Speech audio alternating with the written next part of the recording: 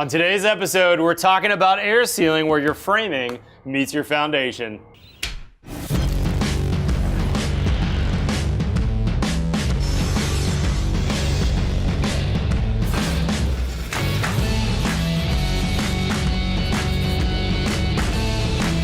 I'm visiting another builder's job site today, and one of the questions he had for me was, how can I do a better job of air sealing my houses?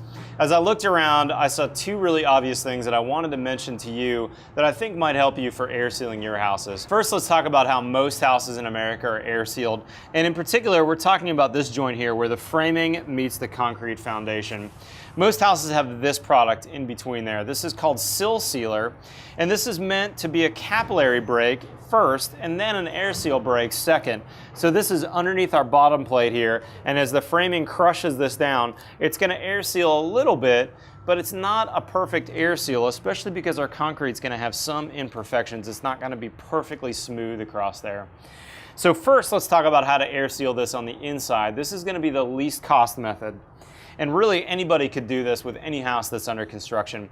First option is to use some caulk in this location. We're going to use Dynaflex 230. This is a really high quality caulk that's going to stick both to the wood and the concrete. And we're going to lay a nice fat bead right here in this joint. This is a good, inexpensive way to do a good air sealing job at this joint. Another option that's going to be a little bit more expensive, but will do a little better job, is to use some air sealing tape. Siga makes a tape called Wig Love, and this is a particularly good choice wherever we're sticking to concrete.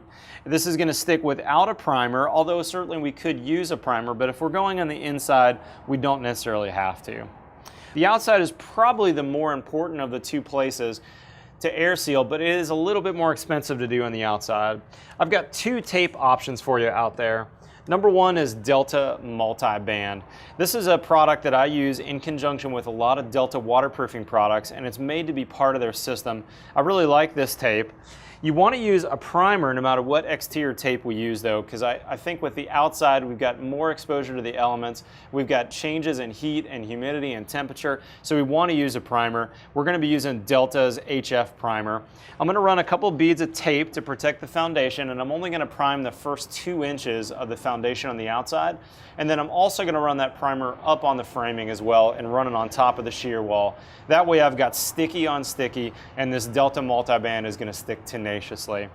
One other option on tape, if you're not using Delta products, is Siga on the outside as well. This is a new version called Fentrum that they say will stick even better than their Wig Love tape. I found this to be very impressive. I still want to use a primer though. I feel like it's the best practice on the outside. When you get to the wider tapes like the 6-inch version, it's got a release layer that's split. So now we can stick it to the concrete first and then roll it up the outside.